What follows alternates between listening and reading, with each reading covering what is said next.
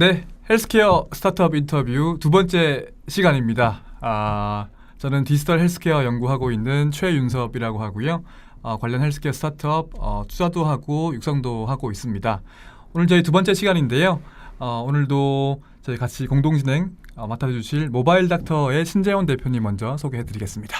네, 안녕하세요. 네, 공동 진행을 맡은 모바일 닥터의 대표 신재원입니다.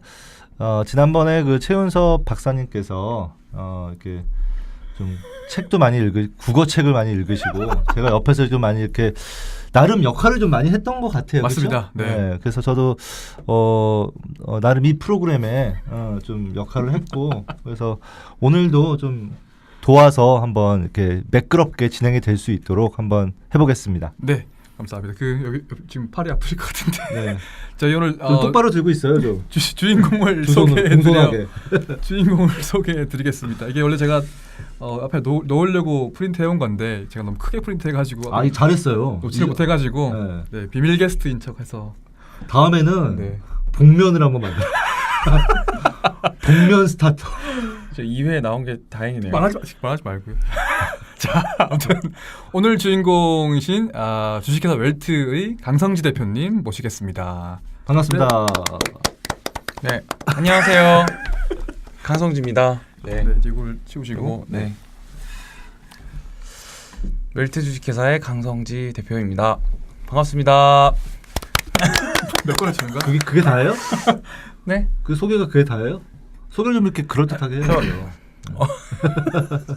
웰트 뭐 하는 회사인지부터 잠깐만 말씀해 주세요. 웰트는 그 웨어러블 헬스케어 웨어러블을 개발하는 회사고요. 스마트 벨트를 첫 번째 제품으로 만들어서 이제 국내, 일본, 그리고 미국까지 이제 런칭해서 판매하고 있는 헬스케어 IoT 전문 기업입니다. 네, 한번 지금 제가 보여드리겠습니다. 여기.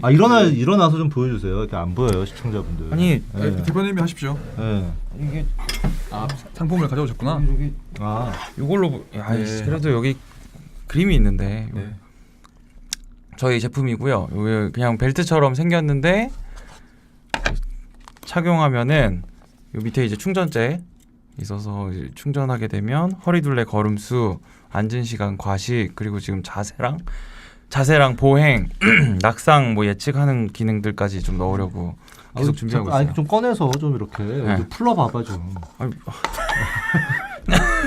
끈은 다른 기능이 없고 버클만 기능이 있는 거죠? 아니, 끈에도 기능이 있고요. 아, 그래요? 네. 요 저희 그 벨트 가죽이랑 같이 해서 착용을 하면 바로 이제 전원이 켜지고 풀면 이제 전원이 꺼지고 그냥 일반 벨트처럼 2달 정도 배터리 가는 동안에 꺼내기가 상당히 어렵게 돼 있어요. 착용하면은 이게 좀 처음 이렇게 제품 받으신 분은 좀 당황하실 것 같아요, 좀. 상당히 이렇게. 네, 이러려고 이걸 가져온 게 아닌데.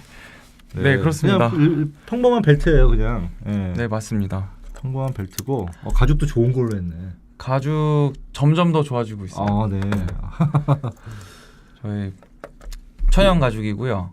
천연 가죽. 네. 확실합니까? 네, 실제 소가죽? 불로 태워. 네. 소가죽. 네. 실제로 한 동일 가격대 벨트 퀄리티로 이제 저희가 판매를 하고 있고 이 정도 퀄리티. 네. 지금 얼마 합니까 이게? 149,000원 아주 합리적인 가격. 하지만 인터넷 잘 찾으시면 더 저렴한 것도 있기 때문에 많이 찾아주시길 바랍니다. 네. 네. 그래서 뭐 이게 제품이 언제 나왔죠 처음에? 제품 이제 출시한 지 1년 된 것 같습니다. 작년 8월에 나왔으니까. 벌써 1년 됐나요? 네. 저는 1년밖에 안 된다고 여쭤보고 싶었는데 그게 킥스타터 이런 데가 꽤 외전 시작하신 거 아니셨나요? 맞습니다. 킥스타터는 회사가 이제 설립된 지 2년이 됐고요. 네. 킥스타터는 회사 설립하자마자 한 달 만에 거의 전무후무한 기록으로 엄청나게 빨리 진행했던 게 킥스타터였고 그렇게 하고서도 백커분들한테 킥스타터 구매하신 분들한테 좀 빨리 보내드리려고 저희가 정식 출시 이전에 빠르게 제품을 만들어서 배송을 한 게 1년 반 전이고요. 네. 근데 실제 제품으로 이제 패키지까지 완벽하게 만들어서 이제 상용 제품을 만들기까지 6개월이 더 소요돼서 실제로는 이제 이 제품으로는 정식 출시한 이후로 1년이 됐죠. 많이 팔렸나요? 뭐 지금까지 한 그렇게 만 개? 어려운 걸 물어보면 어떡해? 만 개 팔았어요. 만 개? 네. 와. 야, 그러면은 네. 14만 9천 원? 그게 다 14만 9천 원에 팔았을 거라고 계산하시면 좀 곤란하고요. 그래도 뭐 10억 이상의 매출을 아니 그 도매업자들한테 넘기는 가격이나 이런 그게 것들이 또- 있기 때문에 아, 사실 네네. 그건 절반 이하거든요. 네. 그 중간에 유통 마진 같은 것들이 분명히 발생을 하고 이게 뭐 하드웨어 네. 스타트업의 좀 그 애환입니다. 비애라고 할 수 있는 네. 항상 그 유통이 중요하죠. 그래서 그래도 많이 팔았네요, 만들면. 저희가 다 같이 먹고 살 수 있는 그런 생태계를 만들기 위해서 아, 네. 네. 유통업자까지 적극적으로 고려하시는. 네, 유통업자분들 보고 계시면은 많은 연락 부탁드리고요. 네. 그러면 이게 사실은 뭐, 참조하는데. 네. 뭐 웨어러블이라는 게 이 제품이 있고 그다음에 이게 앱이 있잖아요. 네. 예. 앱도 그럼 다운로드가 10,000건 이상. 앱 다운로드는 저희가 추정컨대 유통재고로 좀 있는 게 있지 않나. 아, 그래서 10,000개가 나갔다고 저희 하더라도 네. 다운로드 수가 10,000개를 찍지는 않고요. 네. 한 7, 8천 명 정도가 다운로드 한 걸로 지금 잡히고 있어요. 그 네. 장롱 속에 있는 경우도 있을 것 같아요. 이게 그럴 수 선물 있죠. 같은 거. 그게 그냥 벨트로 훌륭하게 차고 계시는 분들도 많이 봤어요. 아, 네. 그게 이제 IoT 기기들이 가지는 딜레마 중에 하나인데 네. 그냥 그 사물로서의 기능에 너무 충실한 게 사실 장점이기도 하지만 네. 그 사물로서 사물 인터넷이 아니라 인터넷 빼고 사물로 사물로. 작동하는 경우들이 있기 때문에 뭐 저희가 이제 최대한 그 서비스적으로 좀 가치를 제공하는 이게 거에도 웨어러블이 머스트웨어가 아니거든요, 이게. 네? 네. 머스트가 아니기 때문에. 많은- 네. 지금 웨어러블 질문을 좀 나중에 중점적으로 해야 될 것 같은데 일단 네. 대표님 저 개인 인터뷰부터 조금 아, 그럴까요? 아, 예, 하겠습니다. 예. 그래서 제가 몇 가지 질문을 준비를 해서 드렸는데요. 사실 저희는 되게 친해가지고 잘 알고 있는데 일단 의사시잖아요. 오늘 3명 중에 저만 또 의사가 아닌데 저는 다 뭐- 이제 의사신데 이상한 일들을 하시는. 저는 가끔 이제 의사라는 사실을 잊어버리고 살기 때문에 이렇게 좀 한 번씩 이렇게 일깨워 주셔야 네. 제가 의사였구나. 소위 그 딴짓을 하시는 대표적인 두 분을 사실 모시고 또 하는 건데 일단 되게 이력이 특이하세요. 민사고 나오셨고 민사고 네, 나왔어요. 민족사관고등학교 나오셨고 오. 연세대학교 네. 의과대학을 이거 잠깐만 이걸 어떻게 받아야 되는지 약간 당황했는데 야. 모르셨던 것 같습니다. 네. 아, 네. 네. 우리나라 최고의 인재들이 모인다는 민사고 아니겠습니까? 네. 최고의 인재 맞죠? 네. 뭐 사실 서울과학고 친구들에 비하면은 뭐 이렇게 모범적이라고 할 수는 없을 것 같아요. 근데 좀 똑똑하면서도 똘끼 있는 친구들이 많이 있는 학교가 민사고인 것 같고 네. 그래서 좀 창업 생태계에 초기부터 좀 음. 민사고 출신의 어떤 그 창업가들이 좀 보이는 것 같거든요. 또 누가 있나요? 베이글랩스 그 스마트 줄자 만든 줄자. 박수영 대표가 네. 이제 민사고 민사고 출신이에요. 출신이고요. 그러니까 민사고가 따져보면 저 재단이 그 파스테르 네. 우유잖아요. 헬스케랑도 또 네. 열심히 먹고. 그러니까 이제 그 파스테르 우유가 좀 그 특이한 우유로 돌풍을 일으켰지 않습니까? 네. 어떻게 특이 그러니까 그 네. 예전에 그냥 평범한 우유들만 있었는데 뭔가 아. 이렇게 좀 차별화된 어떤 전략으로 또 성공한 케이스이기 때문에 아마 그런 좀 문화가 좀 고등학교도 있나요? 그런 실제로 그런 문화들이. 뭐 이사장님의 그런 그 창업가 정신 그런 것들이 네. 이제 학교의 교육 안에 그래도 뿌리 깊게 네.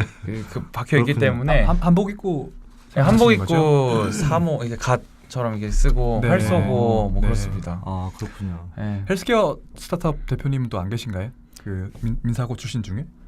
헬스케어 스타트업으로 특정을 짓는 게 조금 몇 어렵긴 개 한데 없어요. 자기가 뭐 몇 개- 전반적으로 보면 안 계시니까. 몇 개 없고. 센트비나 뭐 그 시내 직장이나 뭐 이렇게 등등등 있습니다. 네, 뭐 네. 한 제가 그냥 손으로만 꼽아도 한 10개 정도는 꼽을 수 있어요, 사실. 네. 그렇군요.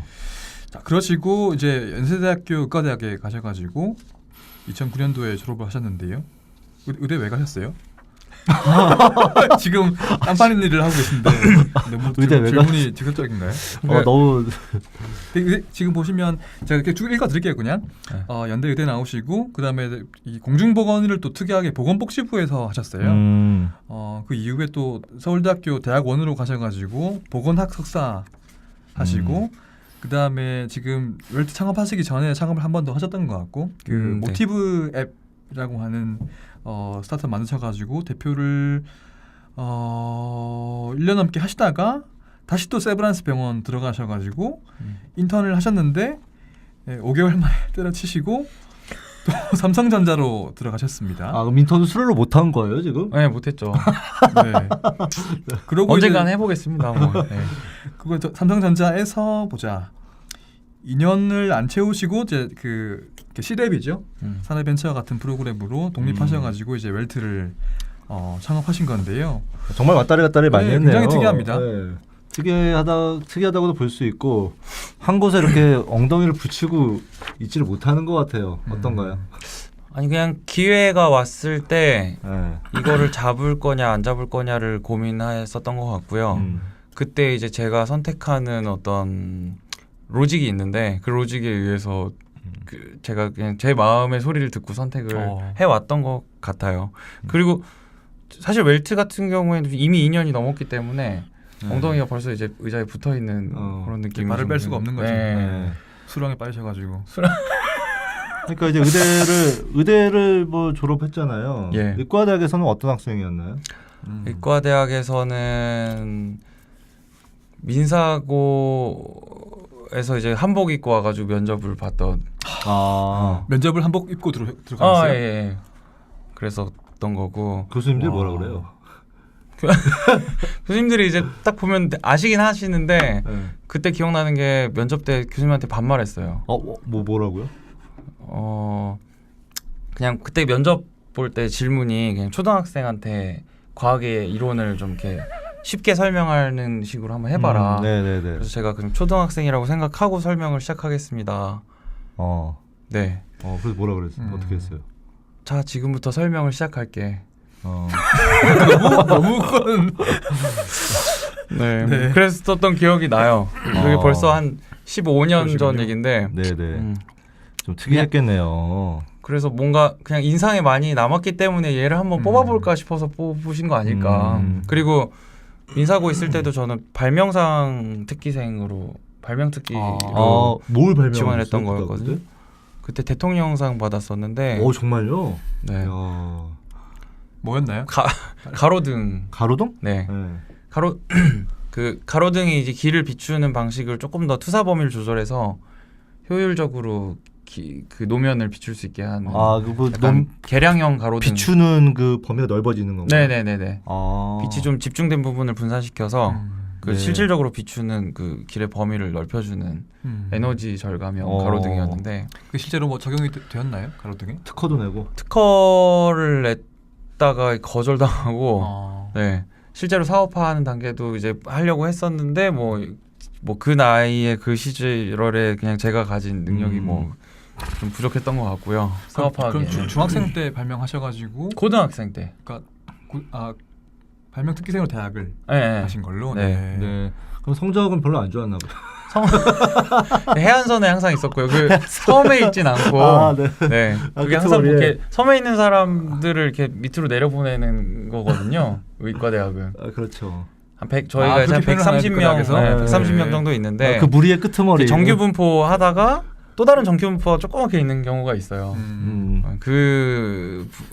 거기 그 친구들을 이제 애처롭게 쳐다보면서 해안가를 이렇게 대학교에도 이렇게 공부 열심히 하는 의대생은 아니었네요. 공부를 좋아하기도 했고 오히려 더 치열하게 하긴 했는데 조금은 의대 공부를요? 네, 공부하는 거는 그냥 뭐. 근데 왜 성적이 왜? 너무 공부를 잘하더라고요 다른 친구들이. 맞아. 저만 잘한다고 이렇게 되는 게 아니잖아요. 등수는 상대적인 거니까. 근데 그때도 뭐 여러 가지 일을 동시에 많이 했던 것 같아요. 그냥 공부에만 너무 집중하는 것보다는 동아리 활동도 많이 하고 무슨 동아리 학생회장도 하고. 학생회장도 했어요. 전국 학생회장 했습니다. 의과대학 학생회장. 네네네. 그 나름대로 좀 뭔가 있는 감투인데. 네. 그리고 그 동아리도 한 6, 7개? 6, 7개요? 야, 공부할 시간이 없었겠네. 공부 열심히 했다 그러면 그냥 하는 말이고 동아리 6개, 7개여서 어떻게 공부를 열심히 해요? 잘 했어요. 그러니까 대학 때부터 관심사가 굉장히 다양하셨나 보고. 그리고 뭐 그때부터 사실 ULS나 뭐 네. 이런 저기 어떤 IT 기기를 통한 헬스케어 이런 쪽에 관심이 많아서 뭐 일본에 있는 랩에 가가지고 그 랩 그 탐방이나 그 탐방 갔다 와서 이제 연구 보고서 같은 것도 쓰고 뭐 그런 것들을 네. 관심은 있었죠 계속. 네. 그리고 성적은 뭐 국가고시를 떨어질 수는 없는 거라고 생각해서 제가 이제 기출 문제를 빈도 분석을 먼저 했어요. 풀기 전에. 그래서 가장 많이 나오는 기출 문제가 출제된 그 영역만 추려서 한 30장으로 축약을 했어요. 의과대학 전 과정을. 그거 돈 받고 파시면 되겠는데? 30페이지로. 30페이지로. 그것만 봤습니다. 야, 그것만 보면은 의사 국가고시 합격할 필기는 수 통과할 있는. 수 있다라고 자신합니다. 야, 네. 엄청 대박인데. 네. 네. 그걸로 사업을 하셔야겠는데. 왜냐면 그거 의사 국가고시 공부해 보면 그거 전과정 한 번 보는데 한 2달 걸려요. 네. 전과정 한 번 보는데 한 2달 걸리는데 그걸 30장으로 축약했으면 이거 한 2주 만에 끝나는 거 아닙니까, 그럼?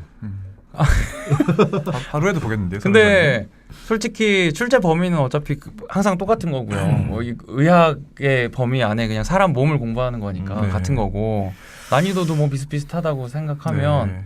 사실 그 범위는 뻔하거든요. 네. 그래서 혹시 국시 준비하시는 의대생들이 보시면 네, 연락을 하시기 바랍니다. 아직 남아 있겠죠, 네. 그게? 기출 파일. 제가 군복무할 때 PDF로 정리를 깔끔하게 해놨기 때문에 오, 네. 원하시는 분들은 제가 뭐 드릴 수 있어요. 중요한 네. 정보를 또. 네. 그러면 이제 그렇게 해서 이제 졸업을 하고 공중보건의를 간 거네요. 네. 네. 근데 실습 돌 때도 진짜 제가 그냥 본능적으로 느꼈던 게 의사가 아닌 다른 진료를 하는 것이 아닌 다른 걸 할 수도 있겠다라는 생각을 해서 오히려 6시 되면 학생 가라고 하는데도 그냥 안 가고 저는 지금 이거 다 봐야 되니까 그냥 보고 가겠다라고 하면서 진짜 치열하고 열심히 하긴 했거든요. 근데 그때 봤던 것들이 지금도 되게 좋은 경험, 그 대단한 경험들은 경험은 아니지만 그 이후에 수련받은 선생님들에 비하면 그래도 그때 그렇게 했기 때문에 조금 지금 하는데도 도움이 되지 않나. 네. 의과대학에서 그런 학생들이 굉장히 드물지 않나요?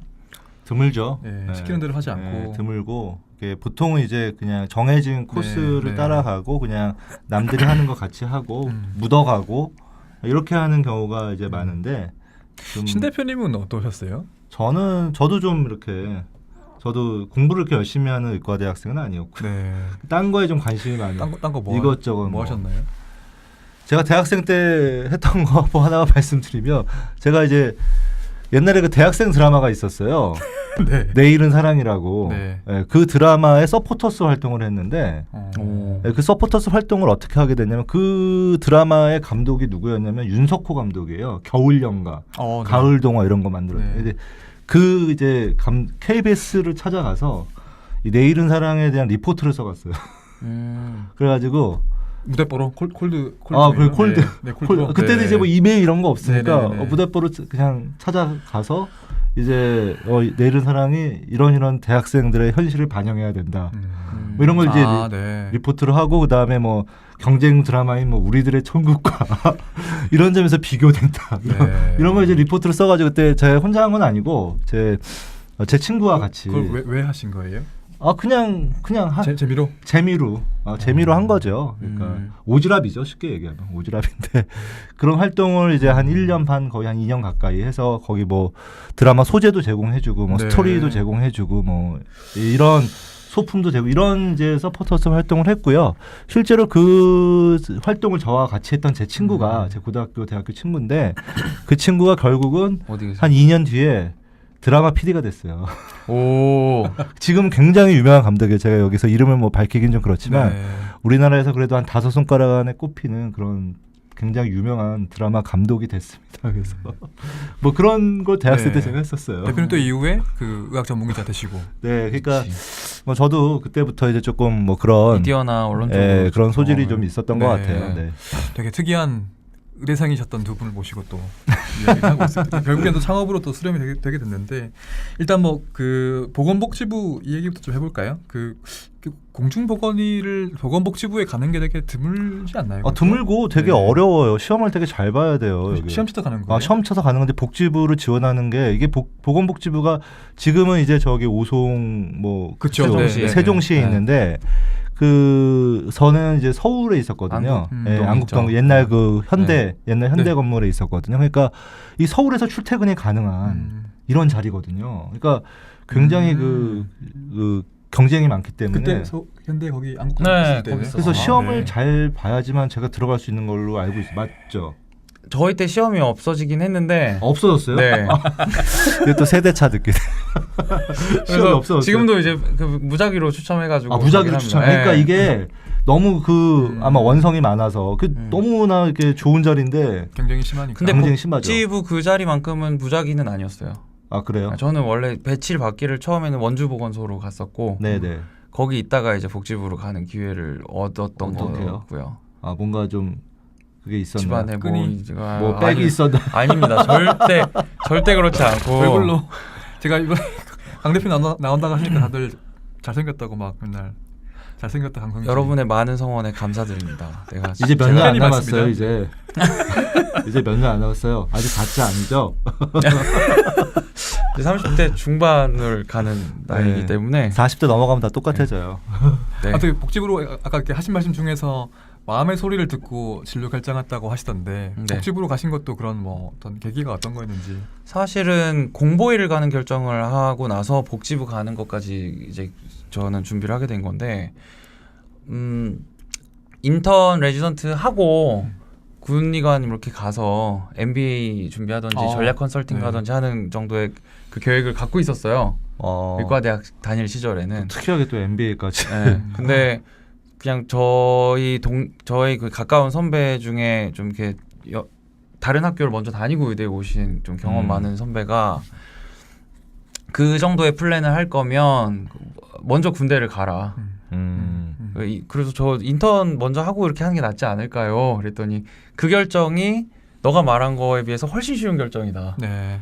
그래서 그러면은 먼저 군대를 가서 제가 뭔가 그 더 고민하고 준비할 시간을 한번 가져보자라는 생각에 이르는 거고 그 와중에 저 민사고 선배 중에 한 명이 이제 그 복지부에서 공보 일을 하는 그 자리에 계셨었는데 그 형한테 이제 듣고서 괜찮다. 어떻게 갈 수 있을지 뭐 무슨 일을 하는지 이런 걸 미리 알아보고 준비를 했죠. 근데 사실 제가 원주보건소에 있다가 복지부로 정상적으로 간다면 1년을 원주 원래 배치받은 쪽에 있다가 갔어야 되는 건데 그때 하필이면 저기 신종플루가 터져서 신종플루 인플루엔자 대책본부에 그냥 한 명을 뽑겠다라는 공지가 나와서 거기에 지원을 했다가 덜컥 뽑혔죠.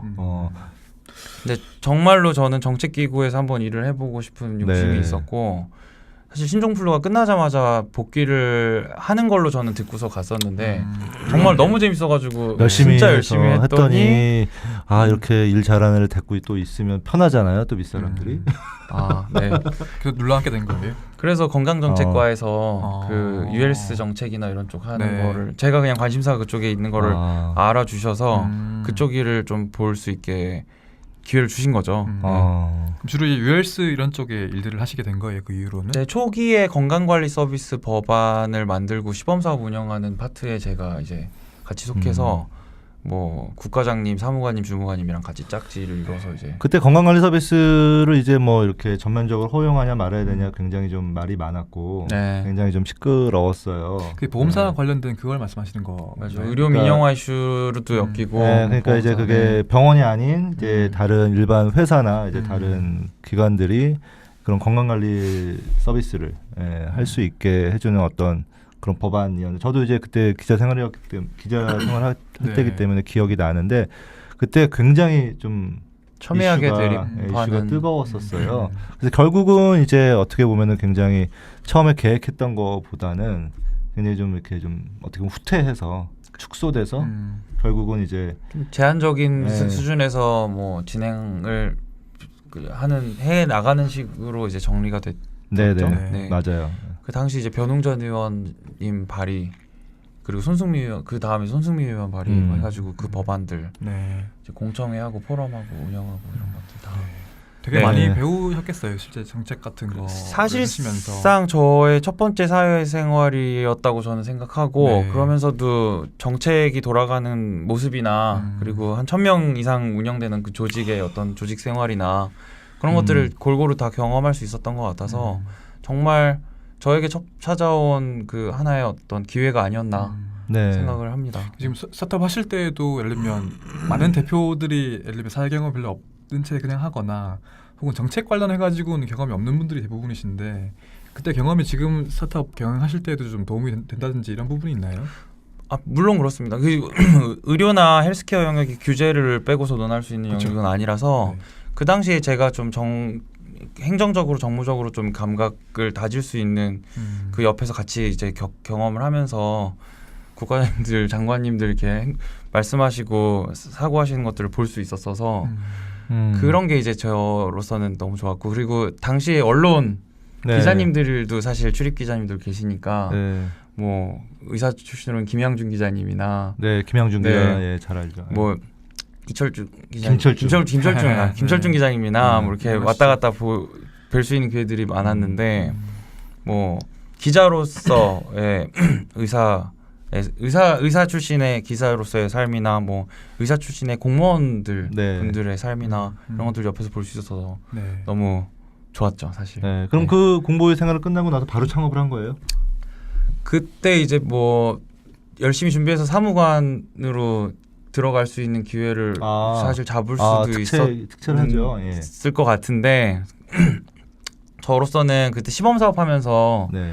건강관리 서비스가 그 제대로 돌아가지 않는 그런 것들에 좀 미련이 생기더라고요. 그러니까 정책적으로 그리고 국가적으로 분명히 필요한 어떤 방향인데 그리고 그쪽으로 꼭 가야 될 필요를 느끼는데 실제로 이제 법안을 추진한 거 하는 거 플러스 시장의 어떤 성숙도나 이런 것들이 잘 되지 않는다라는 걸 네. 느꼈고 그거를 제가 지금 이 시점에 그래도 한번 그 리스크가 크더라도 젊은 나이에 한번 민간 프라이빗 섹터에서 한번 풀어볼 수 있으면 네. 좋겠다라는 생각을 하고 감히 이제 모티브 앱이라는 회사를 차리게 모티브 앱. 됐었죠. 모티브 앱.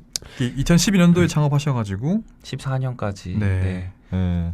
어떤 회사에 모티브라는 게 모티베이션의 그 모티브 같은데. 맞습니다. 그래서 뭐 헬스케어를 해야 되는 필요나 이런 것들은 다 얘기를 하고 그런 정책들이나 그 제도들을 마련하지만 그 정작 국민들이나 사용자들은 그 필요를 느끼지 못하고 귀찮다라는 뭐 그냥 미명하에 다 그 이탈해버리는 그렇죠. 거가 이제 시범 네. 사업의 어떤 큰 그 한계점 중에 하나였거든요. 시범 사업뿐만 아니라 뭐 실제로도 그렇죠. 네. 네, 실제로도. 그래서 그 동기부여라는 방식을 시켜도 안 하는 거를 안 시켜도 어떻게 하는 하면 거랑 그거 굉장히 어려운 같이 문제인데. 엮어보자 해서 당시에 이제 스마트폰 나오고 해서 위치 네. 기반으로 미션을 주고 네. 그 미션을 수행하면 리워드를 주는 뭐 그런 형태로 해서 어떤 리워드를 줬어요? 뭐 돈을? 그 시점을 생각해 보면 또 티몬이나 쿠팡이 막 태동하던 시기예요. 네네. 그래서 이제 할인 쿠폰부터 시작해서 실질적으로 금전적인 리워드 그리고 비금전적인 어떤 그 뭐 포인트나 그 레벨 시스템 같은 그런 리워드들까지 같이 엮었는데 지금 와서 생각해 보면 포켓몬고랑 좀 비슷했던 것 같아요. 네. 형태적으로. 많이 걸으면 뭔가 리워드를 주는 뭐 이런 뭐 거요? 많이 걷는 것도 있고 그 스팟에 가서 어떤 뭐 QR 코드를 찍던지 그 스팟에서만 풀 수 있는 퀴즈를 던졌을 때 거기 일부러 가야 되는군요. 그러니까 가려면 움직여야 되는 거. 네. 포켓몬고처럼 포켓몬고네 진짜. 네, 걸어가서 네. 어디 가가지고 뭔가 게임을 하고 네. 시대를 앞서가신 또 야. 네. 뭐 금창원 대표님도 시대를 앞서간 하셨는데 이번 주에도 네.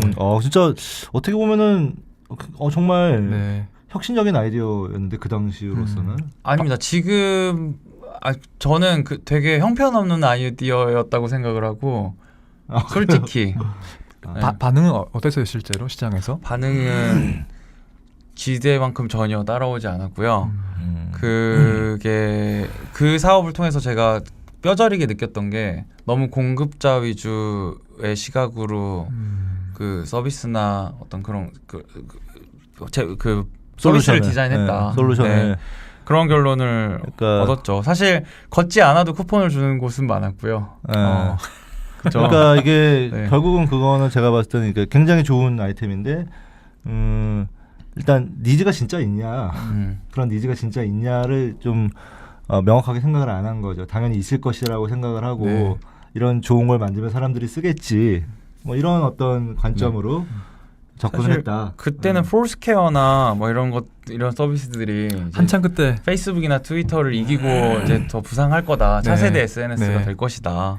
뭐 그런 장밋빛 전망들도 나오는 시점이었기 때문에 네. 저로서도 특별히 잘못됐다라는 걸 느끼지 못했었는데 사용자 경험 측면에서 오히려 더 번거로움을 주면서 더 경험하거나 체험하기 힘든 서비스를 만든 것이 아닌가라는 생각을. 그러니까 이제 포켓몬고와 이 모티브 앱 네. 이거 결정적인 차이점이 있어요. 예, 뭐냐면 이게 콘텐츠예요. 네. 예, 익숙한 콘텐츠. 그러니까 포켓몬고는 너무나 유명하고 너무나 많은 사람들이 좋아하고 사랑받는 이런 콘텐츠가 있는 거를 그렇게 만들었기 때문에 사람들이 이제 자연스럽게 따라오게 된 것이고 모티브 앱은 전혀 이제 그런 네임밸류가 없는 이런 서비스가 이제 비슷한 걸 한다고 해서 네. 사람들이 충성을 보이지는 않겠죠. 그래서 저도 포켓몬고가 성공하기 전까지는 사실 그냥 제가 안 되는 거를 도전했던 건가라는 생각을 했는데 포켓몬고가 하는 걸 보면서 사업을 그리고 서비스를 디자인하고 만들어가는 걸 이렇게 풀어내는 것이 필요했구나라는 걸 한번 느꼈고 네. 사실 포켓몬고와 모티브 앱의 공통점이 있어요. 둘 다 안 해요. 지금은. 네. 저는 그게 시사하는 바가 분명히 있다고 생각하고 시적이었다. 네. 포켓몬고가 거기까지 간 것도 너무 대단하지만 지속적으로 사람들이 그 서비스를 사용하고 계속 그 리텐션을 유지하는 거에 있어서는 분명히 누군가는 하고 계실 거예요. 지금도. 저희 막내 아들 하고 있습니다. 제 친동생 하고 있습니다. 네. 저희 둘째는 지금 안 하고요. 네, 막내는 계속 하고 있습니다. 막내 근데- 초등학교 1학년입니다. 네. 그 엄청난 붐을 일으켰던 거에 네. 비해서 사실은 지금은 거의 안 하다시피 하는. 이게 포켓몬고가 이제 저희 이제 일반적으로 디지털 헬스케어 업계에서 이야기하기로는 사실 보면 이게 모티베이션 이게 굉장히 어려운 문제잖아요. 맞습니다. 그래서 이게 뭐 돈을 줄 수도 있고 뭐 아주 다양한 방식들이 있는데 그 중에 하나가 이제 게이미피케이션, 게임화해서 재미를 주는 건데 뭐 모든 사실 뭐 다양한 종류의 모티베이션을 포함해서 이게 파퓰레이션 레벨로 그러니까 인구 수준에서 활동량을 올렸던 사례가 포켓몬고밖에 없거든요. 그래서 그 당시에는 보면 미국에도 보면 이게 파퓰레이션 전체의 활동량이 올라갔어요. 그때는 유의미하게. 이게 오래 가진 않았지만 그러니까 일시적으로라도 그런 걸 성공했던 게 이제 뭐 게이미피케이션에서 포켓몬고다 이렇게 할 수 있는데 역시 그래서 사실은 뭐 저는 제가 가진 생각을 포켓몬고에 대한 가진 생각을 이렇게 보면은 이제 그것도 결국은 이제 게임으로서의 한계가 있는 거죠. 이제 게임을 하려다 보니까 게임에서 이제 뭐 여러 가지 또 유료 아이템도 붙여야 되고 뭐 이렇게 되거든요. 그러니까 사실은 이게 본질적으로 봤을 때는 이게 뭐 디지털 헬스케어 이런 영역이 아니라 본질적으로 봤을 때 게임의 그쵸. 영역이에요. 네. 본질적으로 봤을 때. 그러다 보니까 이제 그런 게임 회사들이 가지고 하게 되는 그 여러 가지 속성들. 그러니까 이제 일상적인 어떤 일반적인 대다수의 그 무료 유저들 같은 경우에는 어느 순간 이렇게 또 벽에 부딪히게 됩니다. 그러니까 일부 마니아들은 이제 굉장히 그거를 이제 뭐 우리가 흔히 얘기하면 돈질이라고 하죠. 네. 돈질을 통해서 이제 그런 것들을 해결하지만 대다수의 그 유저들은 돈을 그렇게 많이 쓰지 않는단 말이에요. 네. 그러니까 이제 돈을 써야만 또 뭔가 또 올라가고 더 고급 아이템을 가지게 되고 이런 어떤 게임이 가지게 되는 근본적인 속성 자체가 또 헬스케어의 어떤 대중화 또 이런 헬스케어의 측면에서 배치되는 측면이 있어서 그런 부분이 조금 좀 딜레마였던 것 같습니다. 물론 이제 지금도 보면은 사용자는 좀 줄어들었을 정 포켓몬고의 수익성은 더 좋아졌을 수가 있어요. 회사 자체로 봤을 때. 예. 그렇지만 그렇게 되면 이제 또 많은 유저들은 좀 어떻게 보면 좀 떨어져 나가게 되는 또 이런 또 결과가 생기게 되는 거죠. 그럼 크게 보면은 저는 헬스케어를 하기 위해 게이미피케이션을 한 거고요. 포켓몬고는 게임을 즐기기 그쵸. 위해서 그 움직이는 것에 대한 움직이는 것을 인터페이스로 쓴 거예요. 그러니까 게이미피케이션이라는 단어를 저희가 별로 안 좋아하게 됐는데 네. 이게 뭐 게임은 진짜 게임으로서 충실하고 네. 그 다음에 우리가 헬스케어적인 어떤 것 목적을 성취해야지 헬스케어가 먼저 가고 네. 게임의 어떤 이론을 그냥 거기 집어넣겠다라고 하면 사실 이도저도 아닌 게 나오는 네, 거 엄청 아닌가. 중요한 그래서 말씀이신 실패를 것 했잖아요 지금. 예. 한번 얼마 까먹었어요. 투자를 받으셨나요 그때? 아니요, 그냥 정책 자금 위주로 해서 한 팀원 5명까지 운영하면서 그래도- 갔었던 건데 뭐 제가 개인적으로 뭐 넣은 돈이 있긴 하지만 사실 뭐 손해라고 얘기하기도 민망한 수준의 금액이라 저는 잘 좋은 학습했다고 선방하셨네, 생각합니다. 선방. 굉장히 수업료를 적게 내시고 많은 걸 배우셨군요. 수업료를 적게는 네. 선방한 거죠. 그래도 저기 다른 외부 투자자의 투자를 뭐 적극적으로 받았던 건 아니라서 네. 네. 그래서 다행히도 잘 마무리를 그렇게 잘 하시고 마무리를 하고 다시 병원으로 들어가십니다. 네. 네, 인턴으로 들어가셨어요. 인턴으로.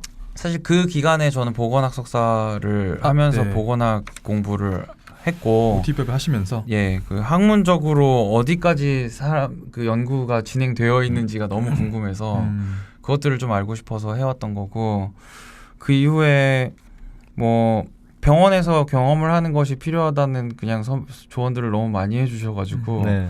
사실 인턴을 한번 해보는 것도 좋겠다라고 사실 한번 해보는 들어갔던 걸로? 건데 네. 힘들었죠. 네, 힘들었죠. 사실 모르고 했으면 했을 것 같은데 바깥에서 너무 많은 경험들을 하고 네. 하다가 또 병원에 들어가는 그 과정이 뭐 아마 경험하신 분들은 똑같이 공감하시지 않을까. 또 나이도 많이 들고 그렇죠. 아니 뭐 그렇죠. 그렇지는 않았던 것 같아요. 그래도 제가 그 좀 다른 동기들보다 좀 빨리 학교를 졸업하고 하면서 벌었던 그 시간만큼만 네. 그 사업을 하는데 할애했던 거라서 뭐 동기들이랑 그렇게 나이 차이가 많이 나진 않았었는데 그래서 그냥- 인턴을 이렇게 몇 달 하다가 네. 또 삼성전자에 들어갔잖아요. 그게 이제 또 또 제안이 온 거예요? 예, 아니 뭔가 어떻게 그 병원에 그 응급실에 처박혀 있는 인턴을 어떻게 알고 또 이렇게 그게 제안이 이제 왔어요? 사실 사람의 이게 운이나 인연이 어떻게 가는지가 너무 재밌어요. 그런 걸 생각하면. 근데 그 인턴 하다가 그 짧은 휴가 기간 2과 3일? 네, 나 이제 휴가를 받았는데 막상 나와서 또 할 건 없잖아요. 네. 근데 저 민사고 친구 지금 변익주라고 실명 네. 얘기해도 돼요? 제 포항공대 후배라서 잘 네, 아는 동생입니다. 고등학교 친구가 네.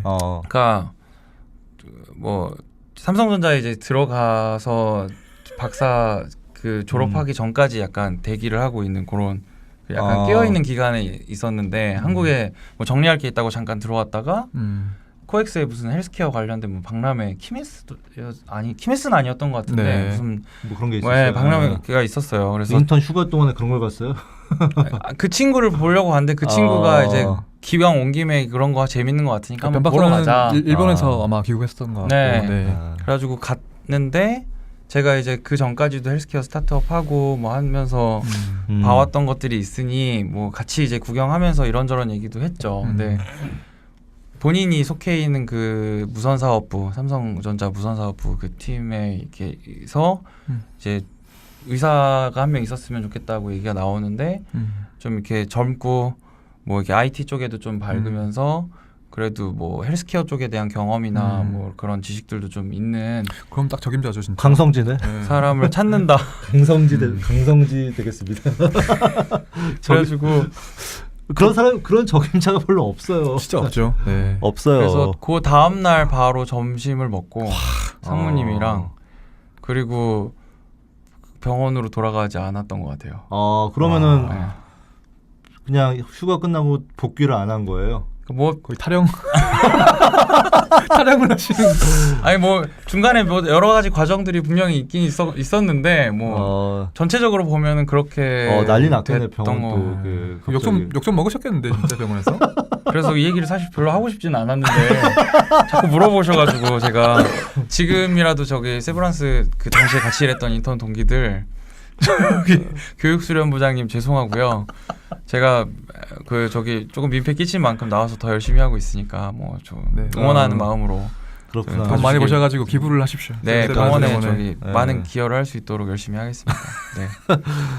그래서 삼성전자 들어가서 이제 무선사업부에서 일을 하다가 시랩 네. 제가 한 가지 딴 거 여쭤볼게요. 그 최근에 보면 제가 지난주에도 그 뭐 서울 의대생들이 동아리 애들이 하는 뭐 그래 맞아. 컨퍼런스 페이스북에 올리셨죠. 같은데 예. 갔다 왔는데 이제 의대생들도 지금 진로 고민을 되게 많이 해요. 네. 또 바깥 세상도 이제 많이 바뀌고 있고 본인들이 이제 엄마 아빠들을 때 의사들을 보고서 들어왔는데 지금 이제 너무 많이 바뀐 거죠. 그래서 이제 소위 딴짓을 하는 거를 많이 고민을 하고 있는데 그게 창업이든 뭐든지 간에 그 중에 가장 뭐 제일 많이 나온 질문 중에 하나가 인턴이나 뭐 전문의 해야 되냐 그 얘기거든요. 그거 어떻게 보세요?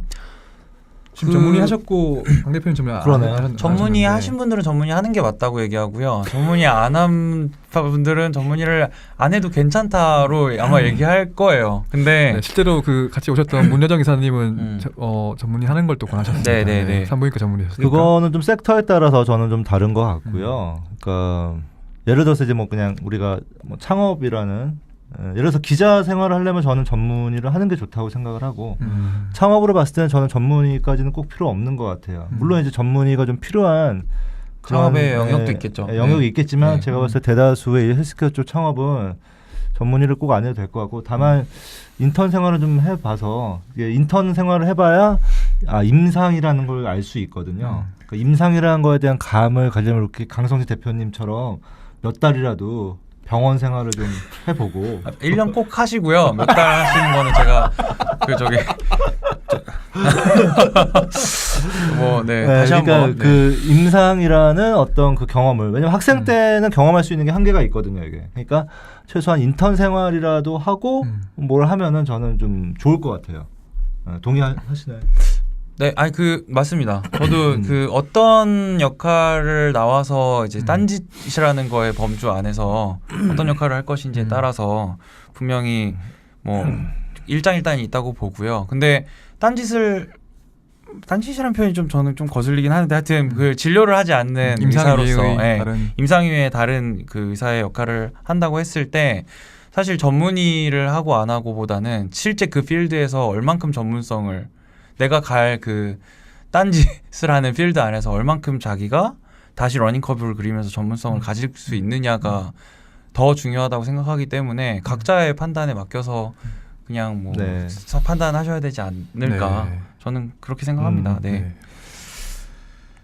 그리고 이제 어떻게 좀 중요한 얘기를 후배들이 참고가 되게 많이 될 것 같아요. 그런 얘기들은. 근데 웬만하면 의사 하세요. 전문의를? 아니 그냥 의사를 하시라고 진료를 하시고요. 네. 왜요?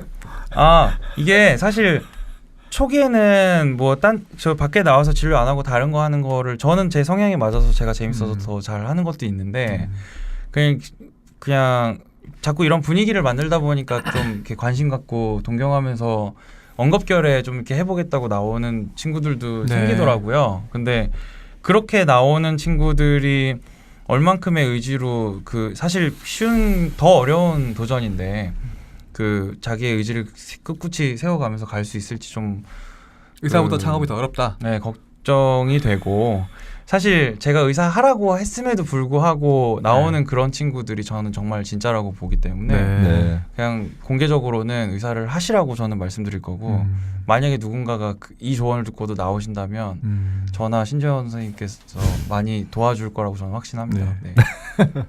저도 비슷한 의견입니다. 뭐 의사가 지금 한 해에 3,000명 좀 넘게 배출이 되고 있는데요.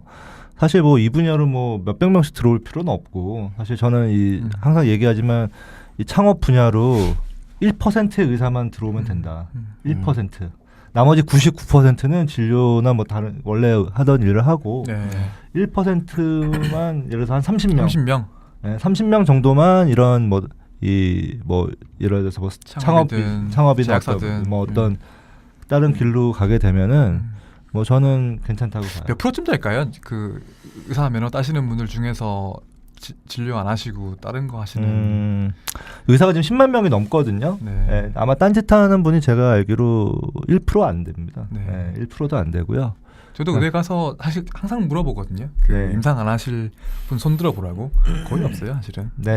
그게 그리고 맞고 그게 맞는데 다만 이제 뭔가 좀 이렇게 좀 성격 자체가 좀 이렇게 안정적인 거를 좀 싫어하고 내가 의대를 잘못 왔나? 라는 의심이 막 끊임없이 든다. 하루 종일 이러면은. 이렇게 진료실에 엉덩이를 앉거나 뭐 수술실 하루 종일 있는 거 이런 거가 좀 싫다. 네. 정말 그거는 적성에 안 맞다는 거. 네. 안정적인 걸 싫어하면 보통 의대 안 갈 텐데. 근데 이제 또 억지로 떠밀려서 온 경우가 맞습니다. 있어요. 네. 틀림없이. 그렇기 네. 때문에 그런 분들은 이제 한번좀 고려해 볼 만하다. 네. 다만 이제 저는 준비를 좀 많이 하라고 이야기합니다. 근데 저도 그렇고 아마 신재현 선생님도 저도 그러실 거라고 생각하는데 저는 그냥 미래의 의사가 해야 될 역할을 조금 먼저 하고 있다라는 마음가짐으로 하고 있거든요. 네. 네, 그냥 지금의 의료가 보여주는 어떤 스탠다드가 있다면 지금 뭐 웰트나 열라요 같은 회사에서 하는 어떤 그 도전이나 서비스적인 어떤 시도들은 분명히 우리가 앞으로 해나가야 될 또 다른 그 헬스케어와 의사들의 영역이라고 보기 때문에 뭐 어떤 면에서는 좀 다른 형태로 진료를 하고 있다라는 생각으로 가고 있는 것도 맞는 것 같아요. 네. 네. 네, 멋집니다. 멋있습니다. 네. 그래서 이제 삼성전자에 들어가신 거잖아요, 그죠? 예. 들어가셔가지고 어떤 일 하신 거예요? 또 좀 하다가 또 이제 시랩으로 독립을 하신 것 같은데. 삼성전자에서 전략폰 그러니까 갤럭시 시리즈랑 기어 S 시리즈에 들어가는 헬스 센서들 그리고 알고리즘 서비스 두루두루 뭐 헬스가 붙는 영역에는 그냥 회의들을 가리지 않고 다 들어갔고요. 또 다 부르죠, 의사 한 명 있으면. 네, 그냥 다 같이 공공재처로 쓰는 의사 한 명이었기 때문에 뭐 실제로 그런 그 전략적인 부분이나 기획적인 부분에서 다 볼 수 있는 너무 좋은 기회였고 저에게는 그 의사가 없는 곳에 의사 한 명 가면 굉장히 다양한 것들을 많이 볼 수 있는 것 같아요. 실제로. 네, 거의 뭐 사장님, 부사장님 들어가는 최고임원 회의에도 그냥 들어가서 네. 말씀 나누시다가 강 과장은 어떻게 생각해가지고 딱 떨어지는 그런 분위기들이 계속 있었으니까 네. 그냥 거의 상무님들에게 약간 미움 아닌 미움 받는 경우도 있었어요. 배우의 의사결정권자로 이제 딱. 아니 그렇진 않지만 그냥 제가 어떤 얘기를 하느냐에 따라서 각각의 어떤 상무님들이 받은 롤들이 있으실 텐데 그 어떤 상무님에게는 도움이 되는 발언일 수도 있지만 어떤 상무님에게는 그러니까 도움이 안 될 수도 있어서 의사들이 좀 그런 게 있어요. 그런 눈치 같은 걸 잘 못 보고 눈치 없이 그냥 복지부에서 그 눈치는 탑재를 했어요. 네. 복지부에 그 눈치 탑재했어요. 예. 보통 이제 그 의사들이 그런 거 없이 그냥 자기 그냥 생각을 솔직하게 얘기하는 경우들이 많이 있거든요. 그게 맞지 않나요? 원칙대로 하시는 게. 근데 이제 또 뭐 또 사회생활이라는 게 뭐 그런 면만 있는 건 아니니까. 뭐 어떤 상황이었을지 제가 약간 머릿속에 그려지면서 김동 상무님 죄송합니다. 사과를 굉장히 여러분들께 하시는데 제가 세브란스도 하시고 삼성에도 하시고 그래서 뭐 그랬고요. 근데 사실 삼성에 들어가기 전에 제가 바깥에서 봤던 삼성의 모습이 저에게도 삼성에 들어가서 한번 해보고 싶다라는 생각을 줬던 건데 뭐 삼성이 솔직히 아주 훌륭한 회사고 우리나라가 자랑할 만한 기업이긴 한데 중국 회사들한테 속수무책으로 계속 위협 당하면서 하나씩 당시에도요? 사업부에 위기들을 겪어 나가고 있는 것들이 저는 되게 안타깝게 생각을 했고 병원에서 진료하는 것도 뭐 의미가 있지만 전자에서 만약에 의사를 진짜 필요로 하는 거라면 그리고 제가 가서 뭔가를 할 수 있다면 전자를 내가 구해보겠다. 한번 거기에 헬스케어적인 어떤 것들을 잘 집어넣어서 삼성이 IT 제조가 아니라 헬스케어 서비스 쪽으로도 확장시킬 수 있는 고리들을 좀 찾아보고 싶다. 그게 제일 컸었는데 들어가 보시니까 어떠시던가요?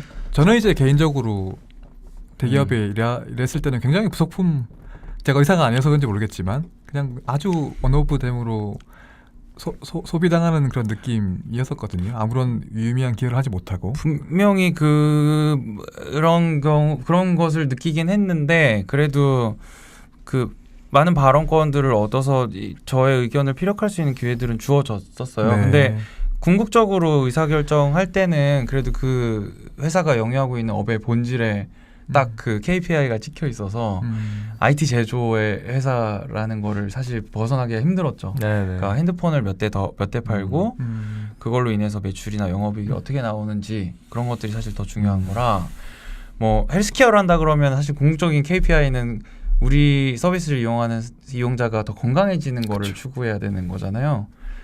근데 그 KPI를 정렬시키기가 좀 힘들었어요. 네.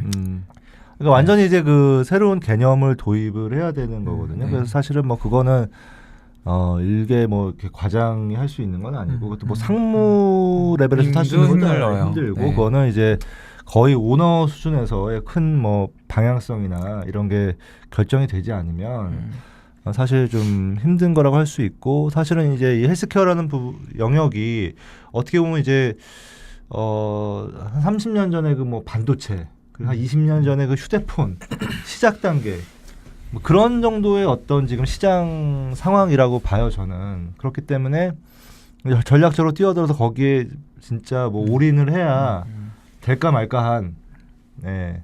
10년, 20년 지나면 지금의 반도체 네, 그렇죠. 혹은 지금의 스마트폰만큼 헬스케어가 커질 수 있을까요? 저는 가능하다고 봐요. 그러니까 이게 뭐 사실 헬스케어 우리가 디지털 헬스케어라는 영역에 국한시켜서 보기 때문에 시장 자체가 굉장히 좀 또 작아 보이고 이럴 수가 그럴 수 있는데 있습니다. 네.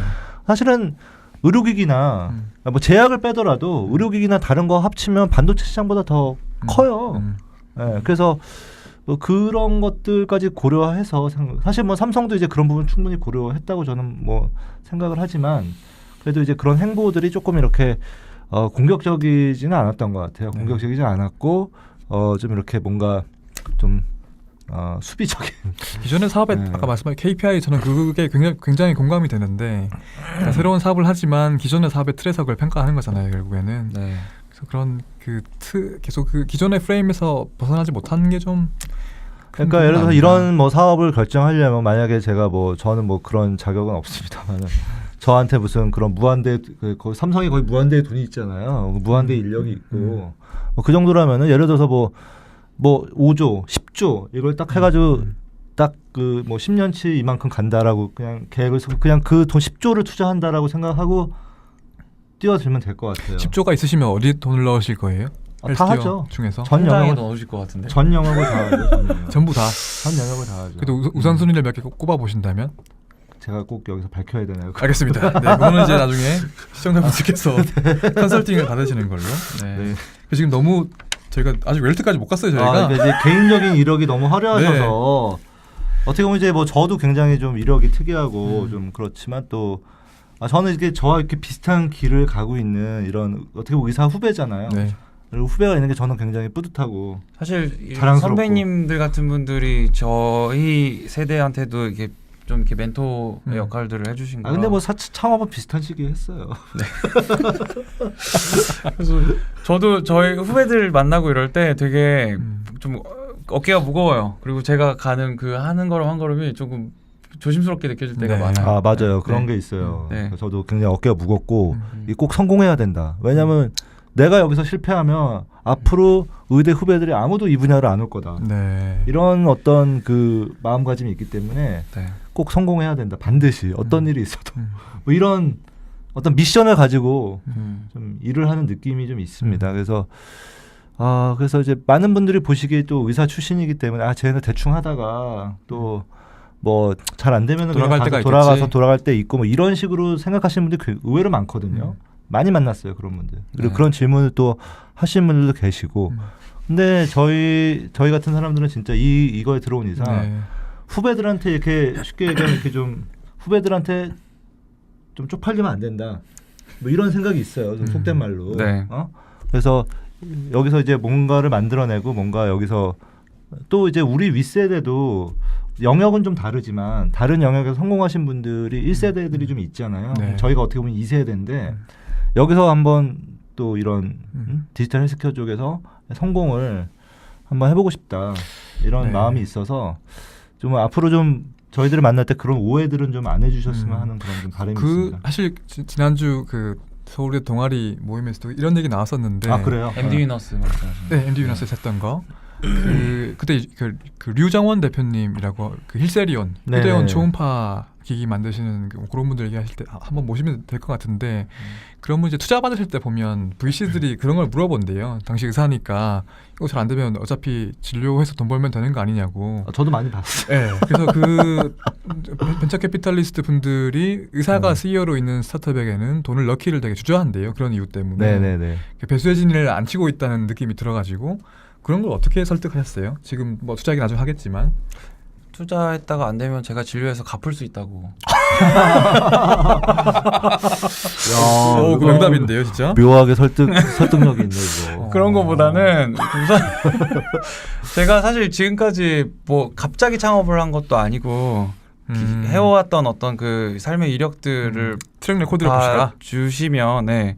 네. 단순히 그냥 뭐 한번 해보고 다시 진료를 할 거라고 생각할 만한 삶을 살진 않았다고 저는 생각하는데 네. 그런 부분들에 대한 공감을 해주시면 그렇죠. 네. 이게 한순간에 이렇게 된 게 아니고 사실은 쭉 지난 몇 년간 보면은 거의 10년이죠. 네, 맞습니다. 거의 10년 동안 어떻게 보면 이제 이 일을 하기 위해서 그 하나하나가 지금 어떻게 보면 다 네. 준비 과정이었던 네. 거죠. 네. 네. 그런 것들이 다 쌓여서 어떻게 지금도 보면 준비 과정은 아니길 바래요. 지금은 이제 준비가 본 게임으로 하시는 거죠, 이제. 뭐. 네, 네, 그렇습니다.